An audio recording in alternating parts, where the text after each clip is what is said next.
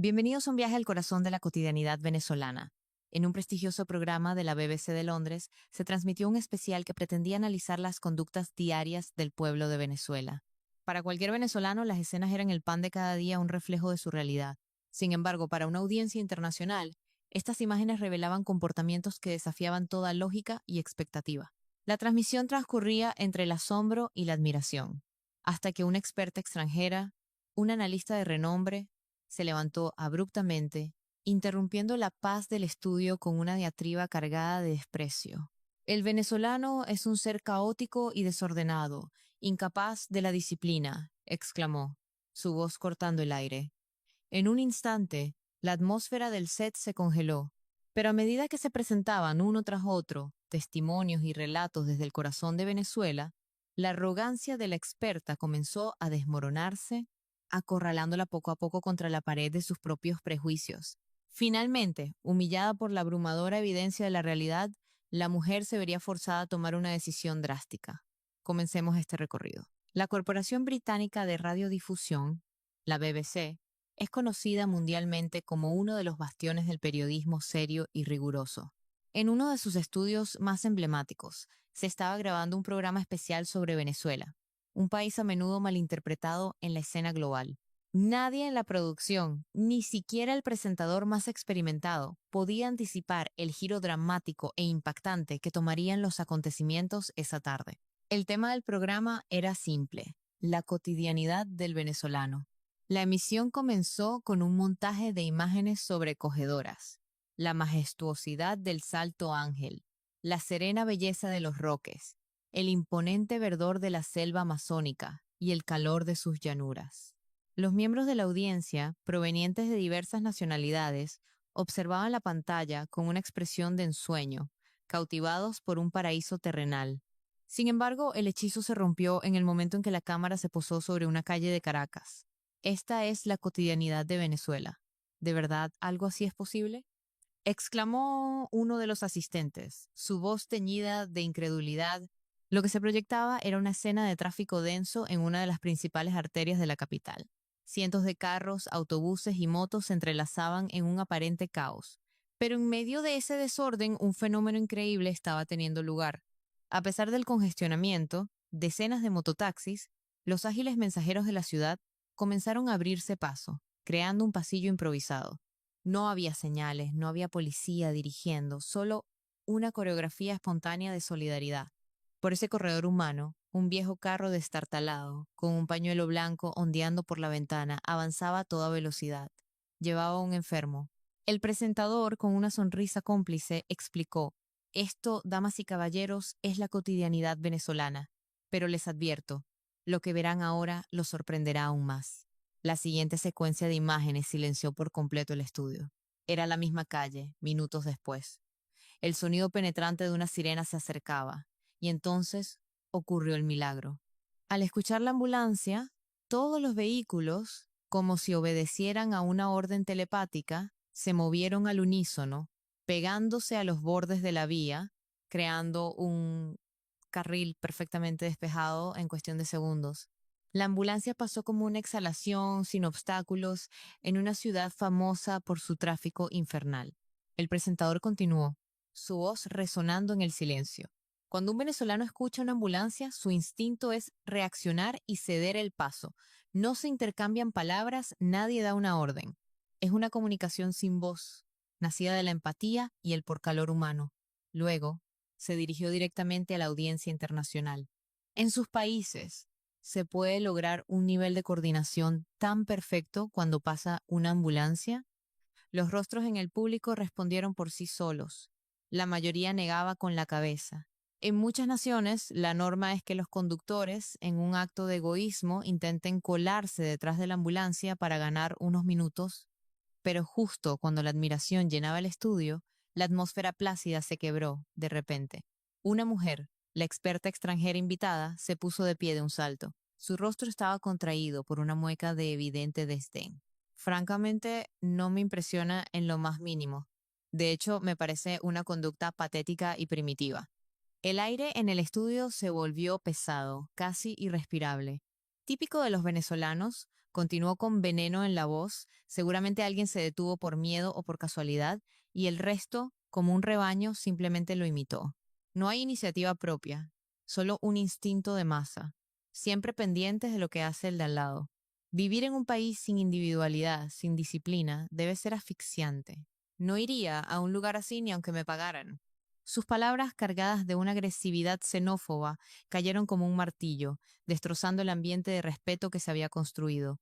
Pero la virulenta crítica de esta mujer era apenas el comienzo de su ataque. Ante su repentina explosión de odio, el estudio quedó en un silencio sepulcral. El presentador, manteniendo la compostura con una profesionalidad admirable, se enfrentó a ella. ¿Está usted completamente segura de eso? Dejemos de lado por un momento el comportamiento venezolano y hablemos de su país. ¿Acaso allí, actuando de forma individual y disciplinada, logran ceder el paso a una ambulancia con esa eficacia? Herida en su orgullo, la experta respondió con una furia apenas contenida, casi gritando. Por supuesto que sí. Nosotros, a diferencia de los venezolanos, tenemos principios. Defendemos lo que creemos correcto y al mismo tiempo podemos actuar con consideración hacia los demás. Ceder el paso a una ambulancia es lo más básico, es de sentido común. La mujer mantenía su actitud desafiante, pero su cruzada no había terminado. En la pantalla del estudio apareció una nueva escena, un mercado popular venezolano bullicioso y lleno de vida. Cientos de personas compraban, vendían y conversaban en medio de un aparente desorden. Al ver estas imágenes, la experta se levantó de nuevo, como impulsada por un resorte. Miren eso. Es la prueba de lo que digo. Solo siguen a la multitud, moviéndose sin pensar, sin orden. Hay una expresión perfecta para ellos. Son como peces en un cardumen, sin rumbo propio. Por eso Venezuela no solo no avanza, sino que retrocede. Su gente es incapaz de pensar por sí misma por miedo a la crítica. Al final, es más fácil seguir a otro, no pensar y ver qué beneficios sacan de la situación. Es puro cálculo egoísta. Su voz se elevaba, llenando cada rincón del estudio. El presentador intentó interrumpirla, pidiendo calma mientras las imágenes seguían corriendo. Por favor, le ruego que vea el video completo antes de emitir un juicio. Pero la crítica de la experta era imparable. Los venezolanos no son más que un rebaño adoctrinado en el colectivismo. No tienen voluntad individual. Se sienten seguros haciendo lo mismo que todos los demás. Les aterroriza ser diferentes. ¿Qué valor puede tener una sociedad construida por un montón de cobardes? En ese preciso instante, la pantalla mostró algo asombroso. En medio del mercado, un hombre mayor tropezó y dejó caer su bolsa de verduras. En un parpadeo, sin que nadie lo pidiera, varias personas a su alrededor se detuvieron. Un joven lo ayudó a levantarse. Una señora recogía sus tomates del suelo. Otro le ofrecía un vaso de agua de su propia botella. Nadie siguió de largo. La audiencia estaba perpleja. ¿No se conocen entre ellos? ¿Cómo pueden actuar con esa coordinación? Parece magia. En mi país, la gente habría pasado por encima de las verduras sin mirar atrás. No había un guardia de seguridad dando órdenes ni un protocolo a seguir. En cuestión de segundos, el hombre estaba de pie, con su bolsa llena de nuevo, agradeciendo conmovido a completos desconocidos que ya se dispersaban para seguir con sus vidas. El presentador añadió un detalle crucial. En Venezuela, la hospitalidad es incondicional. Es común que alguien te ofrezca un porguayoyo, un café suave o incluso una por arepa, su pan de maíz, sin esperar nada a cambio. De hecho, si intentas pagarles, se ofenden. Su filosofía es, hoy por ti, mañana por mí. Luego el presentador se giró hacia la experta y con una calma punzante le preguntó, usted habló de cálculo egoísta. ¿Cree que este servicio, esta calidad humana, se ofrece esperando una propina o una recompensa? De hecho, continuó el presentador, cuando visité Venezuela quedé tan impresionado por la amabilidad de la gente que intenté dejar una propina en un pequeño café. El dueño se negó rotundamente a aceptarla. Me miró a los ojos, sonrió y dijo, su agradecimiento es mi mejor paga, mi pana, nada más. El rostro de la experta mostró un leve rastro de turbación. ¿Aún sostiene que los venezolanos actúan por puro interés? Inquirió el presentador con voz suave. El ambiente en el estudio comenzó a cambiar. Un ligero rubor tiñó las mejillas de la mujer. Pero en ese momento, nadie podía imaginar que la historia que estaba a punto de contarse, el relato milagroso de una familia salvada por la acción desinteresada de un grupo de venezolanos, haría temblar los cimientos de su arrogancia hasta demolerlos por completo. En medio de la tensa atmósfera, el silencio fue roto por un hombre del público, un ciudadano británico llamado David McGregor. Levantó la mano con timidez y comenzó a hablar con voz pausada. El verano pasado, mi familia y yo viajamos a Venezuela. Estábamos mi esposa y mi hijo de 8 años. Disfrutábamos de un viaje maravilloso, sobrecogidos por calor humano, por venezolano, pero entonces la voz de David comenzó a temblar ligeramente. Estábamos visitando el páramo de Mérida, cerca del teleférico. Mi hijo, Tom, sufre de epilepsia. El cansancio del viaje y la emoción del paisaje le provocaron una crisis. Perdió el conocimiento, su cuerpo se puso rígido. Mi esposa y yo entramos en pánico total. Fue en ese momento cuando ocurrió, su voz ganó fuerza y convicción. La gente que estaba cerca, venezolanos que no conocíamos de nada, comenzaron a moverse como un equipo perfectamente entrenado. A pesar de la escasez de recursos médicos que se sabe que hay, un hombre corrió hacia mi hijo, le sostuvo la cabeza y lo colocó en una posición segura. Otra mujer se quitó su chaqueta y la puso debajo de él. Y lo más increíble fue que sin que nadie diera una orden, un joven salió corriendo a buscar su propio coche para llevarnos. Otro llamaba a gritos a un médico que sabía que vivía cerca y un tercero empezó a despejar el camino para el vehículo. La audiencia escuchaba conteniendo la respiración. La barrera del idioma pareció desaparecer. Cuando se dieron cuenta de que solo hablábamos inglés, usaron las aplicaciones de traducción de sus teléfonos para decirnos, tranquilos, todo va a estar bien. Ya vamos al hospital. Nos transmitieron una calma que nunca olvidaré. Pero lo que más me conmovió fue lo que hicieron esos extraños mientras esperábamos. Alguien con conocimientos de primeros auxilios evaluaba el estado de mi hijo. Otro preparaba un resumen de la situación para cuando llegáramos al médico. E incluso una señora se dedicó a consolarnos a mi esposa y a mí, ofreciéndonos agua y palabras de aliento. David, con los ojos enrojecidos y llenos de lágrimas, continuó. Jamás diré que aquellos venezolanos que nos salvaron la vida actuaban como un rebaño. Al contrario, cada uno de ellos pensó por sí mismo cuál era la mejor manera de ayudar y cooperaron como si fueran un equipo de toda la vida. Gracias a ellos, el estado de mi hijo se estabilizó y pudimos regresar al hotel esa misma noche. Durante el resto del viaje, vimos pasar una ambulancia en la carretera, y tal como vimos en el video anterior, todos los coches se apartaron para abrirle paso. Mi hijo, al ver esa escena, me dijo, papá, creo que tuve suerte que esto me pasara en Venezuela. Y yo estoy completamente de acuerdo con él. Mientras gran parte de la audiencia estaba profundamente conmovida por la historia de David, la experta extranjera seguía murmurando quejas en voz baja, con una expresión de total incredulidad. David se dirigió directamente a ella.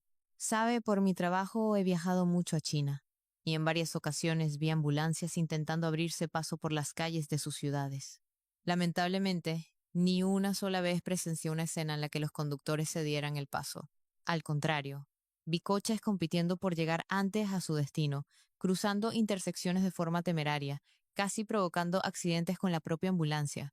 La fortaleza de defender las propias convicciones es admirable, y quizás eso explique su increíble crecimiento económico, pero sentí que la consideración por el prójimo era prácticamente inexistente. No digo que todos los chinos sean así, pero tras varios años de viajes de negocios, no pude evitar pensar que es un rasgo de su carácter nacional. David miró al resto de la audiencia. Hoy hay aquí gente de muchas nacionalidades. Cuando ven a los turistas en sus países de origen, ¿no sienten a veces lo mismo? Varios en el público asintieron, con expresiones de reconocimiento. La experta, con el rostro completamente rojo de rabia y vergüenza, permaneció en silencio, incapaz de articular una sola palabra. Probablemente, en el fondo, sabía que él tenía razón. El presentador, que había observado el intercambio en silencio, introdujo el siguiente segmento. Ahora veremos la recreación de una experiencia que vivió un turista en Venezuela. Una experiencia que, me atrevería a decir, sería casi imposible en cualquier otro país del mundo. La expectación en el estudio creció. Quienes contaban su historia eran Alexandros y María, una pareja de recién casados de Grecia, en su primer viaje a Venezuela. Estábamos de luna de miel, comenzaba María. Elegimos Venezuela porque siempre habíamos soñado con conocerla, era el viaje de nuestras vidas. Estábamos de compras en un centro comercial en la isla de Margarita cuando me di cuenta de que mi teléfono que llevaba en el bolsillo trasero había desaparecido. Su rostro se ensombreció al recordar el pánico de aquel momento. Normalmente lo llevo colgado del cuello con una correa, pero la correa se había roto durante el viaje. Solo ese día lo guardé en el bolsillo. Fue una imprudencia terrible para estar en el extranjero, lo reconozco, pero habíamos oído tantas veces que Venezuela, a pesar de sus problemas, era un lugar donde la gente era honesta, que me confié por completo, y entonces reveló el dato más impactante. El teléfono era un modelo de última generación, valorado en más de $2.000. Inmediatamente pensé que me lo habían robado. Entré en pánico. Mi esposo y yo deshicimos nuestros pasos, recorriendo cada tienda que habíamos visitado, pero por más que buscamos, el teléfono no aparecía. En ese momento, una mujer venezolana de unos 50 años se nos acercó, nos vio tan desesperados y nos dijo con una voz muy amable: Chamos, ¿por qué no van al módulo de atención al cliente? A lo mejor alguien lo encontró. Fuimos sin ninguna esperanza, pero allí nos esperaba el final más increíble. Un trabajador de limpieza lo había encontrado en el baño y lo había entregado. Pude demostrar que era mío gracias a la contraseña y a una copia de mi pasaporte que guardaba en la funda. Firmé un papel y me lo devolvieron. Y aquí llegó la revelación más asombrosa. Por si acaso, llevaba algo de efectivo escondido en la misma funda. Eran unos $200. Estaba todo allí, intacto, hasta el último céntimo. Nos contaron que en Venezuela no es raro perder la cartera y que te la devuelvan con todo el dinero dentro. Me pareció un país maravilloso, lleno de gente increíble. La pareja, emocionada, contó que cuando la mujer que los había ayudado se disponía a marcharse con una sonrisa diciendo: Qué bueno, me alegro por ustedes. Ellos corrieron tras ella para agradecerle. María le preguntó: ¿Por qué nos ayudó a nosotros, unos completos desconocidos? Usted no ganaba nada, ni siquiera nos dejó darle las gracias como es debido. La mujer venezolana le respondió con una sonrisa radiante que iluminaba su rostro. Mi amor, si ves a alguien en apuros, lo normal es ayudar. No se necesita una razón para echarle una mano a otro. Que tengan un viaje inolvidable. Y con esas palabras, desapareció entre la multitud. Este relato provocó una ovación de pie en el estudio. La emoción era palpable. Sin embargo, una vez más, la experta extranjera tenía una expresión de profundo desagrado. Levantó la mano y sin esperar a que el presentador le diera la palabra dijo: Pero todo eso tiene un truco. Su nueva objeción amenazaba con congelar de nuevo la cálida atmósfera del estudio. ¿Qué retorcido argumento usaría esta vez para negar la bondad de los venezolanos? Con una expresión de evidente malicia, la experta comenzó a exponer su teoría. En Venezuela tienen un dicho: haz el bien y no mires a quién. Pero eso es solo la superficie. En el fondo, su cultura está basada en la idea de que lo que haces por otros, tarde o temprano, vuelve a ti. Es un toma y daca. Su voz resonaba en el estudio con un aire de triunfo. Se lo enseñan a los niños desde pequeños, en las escuelas y en sus casas. Cuando escuché eso, entendí perfectamente que los venezolanos, en el fondo, siempre actúan por un cálculo de beneficios. Su famosa generosidad no es más que una inversión a futuro. La atmósfera emotiva se tornó agria una vez más. Esta recreación que hemos visto es muy bonita, pero basándome en su propia cultura, puedo asegurar que esa gente actuó de forma amable, pensando únicamente en su propio beneficio futuro. La experta sonreía con aire de suficiencia, y el público, desconcertado por su aparente conocimiento de la cultura, guardó silencio. Nadie parecía capaz de refutar su lógica.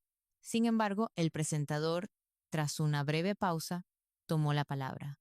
Es cierto que ese dicho existe, comenzó, y veo que está usted muy interesada en la cultura venezolana, lo cual es admirable. Su tono era tranquilo, pero cargado de una autoridad inquebrantable. Sin embargo, esa interpretación es superficial y, me temo, incorrecta. La filosofía venezolana es mucho más profunda. Su idea de la reciprocidad no es un cálculo, sino una fe en la humanidad.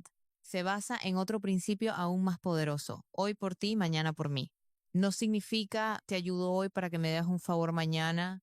Significa te ayudo hoy porque somos parte de la misma comunidad humana y confío en que si mañana yo lo necesito, otro ser humano, quizás tú, quizás un extraño, también me tenderá la mano. La voz del presentador ganó en potencia y convicción. No es una transacción, es un pacto de por hermandad. es la convicción de que la solidaridad es el pegamento que mantiene unida a la sociedad, especialmente en tiempos difíciles. Cuando un venezolano ofrece una por arepa por o un café, no está invirtiendo, está afirmando su humanidad. Está diciendo, lo poco que tengo, lo comparto contigo porque tu bienestar enriquece el mío. Es lo opuesto al cálculo egoísta, es un acto de fe. Cuando entendí esto, sentí el orgullo y la dignidad de un pueblo que a pesar de todo se niega a perder su por calor humano. ¿Qué piensan ustedes? Una oleada de aplausos y vítores recorrió el estudio. El rostro de la experta se tiñó de un rojo intenso mientras bajaba la mirada, visiblemente sacudida por haber expuesto su propia ignorancia de una manera tan pública. La amabilidad del venezolano no es, por tanto, un cálculo, sino un acto para engrandecer su propio espíritu. No esperan nada del otro, al contrario, es una muestra de humildad y de gratitud por la oportunidad de ayudar. Es una filosofía que se ha mantenido viva a través de generaciones y que se manifiesta en su respeto por los demás y en la honestidad de devolver lo que no es suyo. Se prioriza la armonía social por encima del beneficio individual. Ahí reside la raíz de su comportamiento. El público escuchaba la explicación con una expresión de profunda comprensión. Los venezolanos, históricamente, han valorado más la riqueza espiritual que la material. El hecho de no aceptar una propina no es más que una prueba de que valoran más la satisfacción de haber hecho lo correcto que el dinero. Es decir, una filosofía diametralmente opuesta al cálculo egoísta del que usted hablaba. Pensar en los demás antes que en uno mismo, ayudar sin esperar nada a cambio y nunca olvidar la ayuda recibida. Ese y no otro es el corazón del venezolano. Las palabras del presentador envolvieron el estudio en una atmósfera de profunda emoción. La experta, mientras tanto, estaba completamente hundida en su asiento en un silencio absoluto. Su conocimiento superficial y sus prejuicios habían sido completamente demolidos. El presentador, con una expresión de profundo respeto, continuó. En el año 2019, Venezuela se enfrentó a una de las pruebas más duras de su historia reciente, el mega apagón nacional. La pantalla se llenó de imágenes de ciudades enteras sumidas en una oscuridad total. La audiencia, aunque familiarizada con las noticias, se sintió sobrecogida al ver la magnitud de la crisis. Fue un desastre de proporciones bíblicas que dejó al país sin electricidad, sin agua, sin comunicaciones. Pero en medio de esa situación desesperada, la respuesta del pueblo venezolano dejó al mundo entero sin palabras. En la pantalla aparecieron testimonios de periodistas y cooperantes internacionales que estuvieron allí. En cualquier otro país, una crisis de esta magnitud habría desatado el caos, saqueos, violencia. He cubierto desastres en todo el mundo, y lo que vi en Venezuela fue único. No hubo pánico ni disturbios generalizados. Al contrario, la gente demostró una entereza y una solidaridad que desafiaban toda lógica. Nunca olvidaban la gratitud y la empatía por el prójimo, incluso cuando no tenían nada. Era extremadamente raro no ver saqueos. Por eso, a pesar de la terrible situación, se podían ver rostros serenos. En las colas para recibir comida, guardaban el orden escrupulosamente. Nadie intentaba colarse o pedir más de lo que le correspondía. Y lo más increíble es que nos daban las gracias con una sonrisa, así que, aunque habíamos ido a ayudar, éramos nosotros los que recibíamos una lección de humanidad y fortaleza. La audiencia escuchaba con una emoción creciente. En ese momento se proyectó un testimonio especialmente conmovedor. Era de un joven estudiante chino que se preparaba para un intercambio en Venezuela justo cuando ocurrió el apagón. El rostro de la experta mostró un gesto de desconcierto. Un testimonio de uno de sus compatriotas la tomó por sorpresa. Me impresionó ver en la televisión a los afectados por el apagón. Cuando los periodistas les preguntaban, casi todos decían, estamos bien, hay gente que lo está pasando mucho peor que nosotros. Creo que eso es algo que en una situación normal es muy difícil de decir. Después de hacer largas colas para recibir un trozo de pan, veías a gente compartiendo su ración con otros, ofreciendo la única manta que tenían. Ese espíritu de sacrificio admirable fue algo que no habría entendido sobre Venezuela si no hubiera vivido esa experiencia. Y entonces llegó el relato más impactante de todos. Era la historia del Hospital de Niños J.M. de los Ríos, en Caracas. Con los generadores eléctricos fallando, los respiradores artificiales de la unidad de cuidados intensivos dejaron de funcionar. Durante días y noches, médicos, enfermeras e incluso los propios familiares Se turnaron para bombear aire manualmente a los pulmones de los pequeños pacientes con bolsas de reanimación, sin descanso, en un acto heroico y desesperado por mantenerlos con vida. El estudio quedó con un silencio absoluto, sobrecogido por la imagen de esa lucha titánica por la vida, en medio de la más absoluta oscuridad. Se supo que en esa época en las redes sociales de China no eran pocos los comentarios que se alegraban de la desgracia venezolana.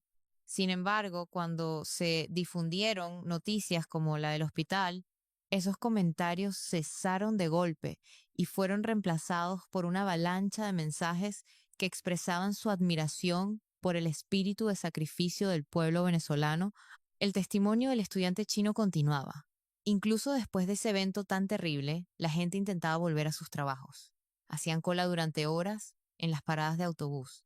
Pero lo que más me sorprendió fue que tanto al subir como al bajar se alineaban a un lado de las escaleras del metro para dejar un pasillo libre para quienes tenían prisa.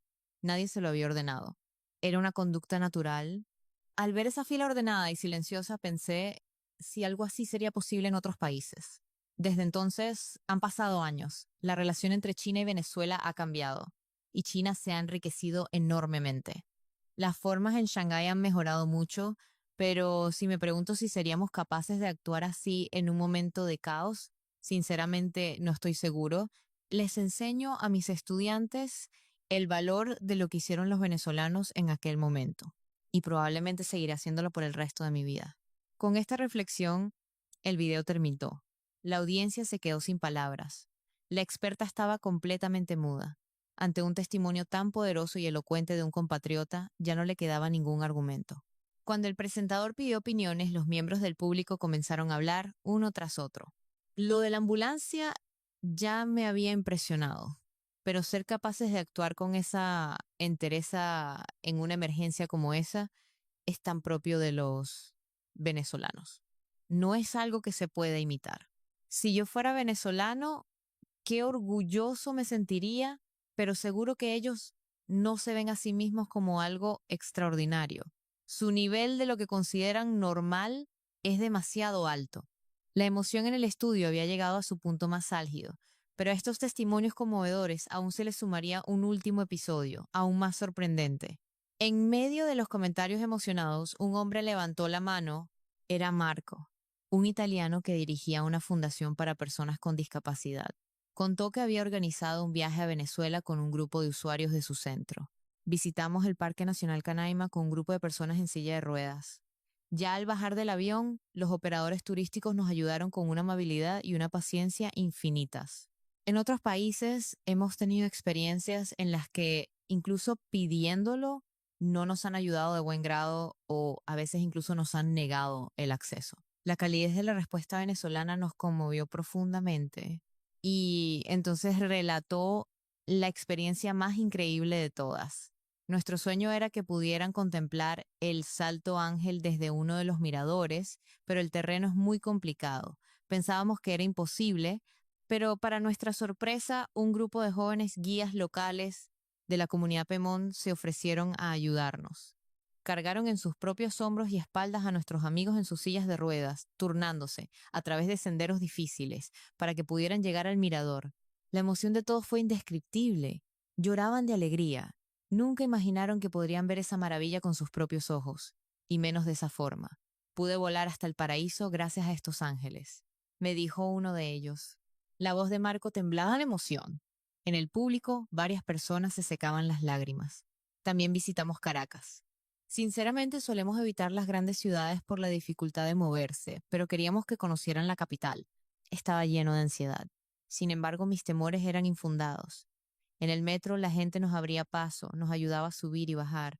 En el centro histórico, aunque es antiguo, siempre había alguien dispuesto a ayudar a sortear un escalón. El teleférico del Ávila estaba perfectamente adaptado. Fue una experiencia sin barreras, pero no por la infraestructura, sino por la gente. Y luego compartió la vivencia más memorable. Lo que más nos impactó fue algo sencillo. En un restaurante, uno de nuestros chicos tuvo dificultades para usar los cubiertos. Sin que dijéramos nada, el mesonero se acercó y con una delicadeza increíble le ayudó a cortar la comida, hablándole con una sonrisa y haciéndole sentir la persona más importante del mundo. Con los ojos brillantes, Marco concluyó con total convicción. Era un diseño universal, pero no de la arquitectura, sino del corazón. Un país capaz de una atención tan detallada y humana no tiene parangón en el mundo. El apasionado testimonio de Marco fue recibido con un aplauso unánime y atronador. El presentador, asintiendo con satisfacción, dijo: a través de sus experiencias, la grandeza del pueblo venezolano ha quedado una vez más al descubierto. Luego, se giró hacia la experta y le preguntó: señora, ¿tiene algún comentario?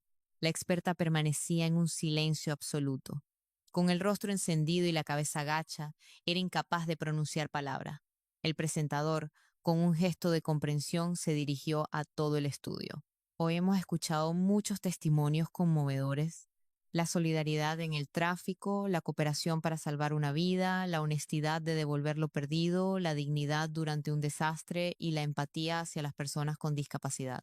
El hilo conductor de todas estas historias es el profundo sentido de humanidad del venezolano, una amabilidad que se ofrece sin esperar nada a cambio, como si fuera lo más natural del mundo. Esa, y no otra, es la razón por la que el mundo debería admirar a Venezuela. El público asentía profundamente. El programa se acercaba a su gran final, y lo más importante es que estas acciones no son excepcionales. Para los venezolanos son parte de su día a día. Hoy hemos reafirmado el verdadero valor de Venezuela en la comunidad internacional. Quizás el verdadero poder de una nación no reside en su fuerza económica o militar, sino en la dignidad y la empatía de su gente. En ese momento, la experta se levantó en silencio, sin decir una sola palabra, y antes de que el presentador pudiera detenerla, salió del estudio. Ante la situación de derrota total, era evidente que ya no podía soportar permanecer allí. El presentador, observando su silueta desaparecer por la puerta, dijo: la verdad a veces es difícil de aceptar, pero aún así sigue siendo la verdad. Una emoción serena envolvió el estudio. Las últimas palabras del presentador resonaron profundamente en la audiencia. Si todas las personas del mundo pudieran tener un corazón tan solidario como el del pueblo venezolano, ¿qué lugar tan maravilloso sería este planeta? Así, el programa especial de la BBC llegó a su emotivo final. Pero la grandeza del venezolano, relatada en esta transmisión, no es una casualidad. Detrás de ella hay una razón especial, forjada en el crisol de una larga y compleja historia. Tras la emisión del programa, las voces de alabanza hacia los venezolanos no cesaron en todo el mundo. Las redes sociales y los blogs se inundaron de experiencias conmovedoras. Pero muchos hacían la misma pregunta: ¿por qué los venezolanos son tan especiales? La respuesta se encuentra en una mezcla única de historia, cultura y resiliencia. La investigadora estadounidense, doctora Jennifer Smith, señala que la sociedad venezolana, a diferencia de muchas otras, se construyó sobre la base de un intenso mestizaje y una constante lucha por la libertad, lo que forjó un carácter donde la interdependencia y la ayuda mutua no eran una opción, sino una necesidad para sobrevivir. Su famosa expresión, pana, que significa amigo, se extiende a casi todo el mundo, reflejando una predisposición a tratar al extraño como a un hermano. El periodista francés Pierre Dubois añade otro análisis. En muchas culturas, admitir la responsabilidad o mostrarse servicial se ve como una debilidad, pero en Venezuela es común ver a un mesonero agacharse para tomar tu orden y mirarte a los ojos, o que un empleado del banco deje lo que está haciendo para ayudarte si te ve perdido, sin un solo gesto de fastidio.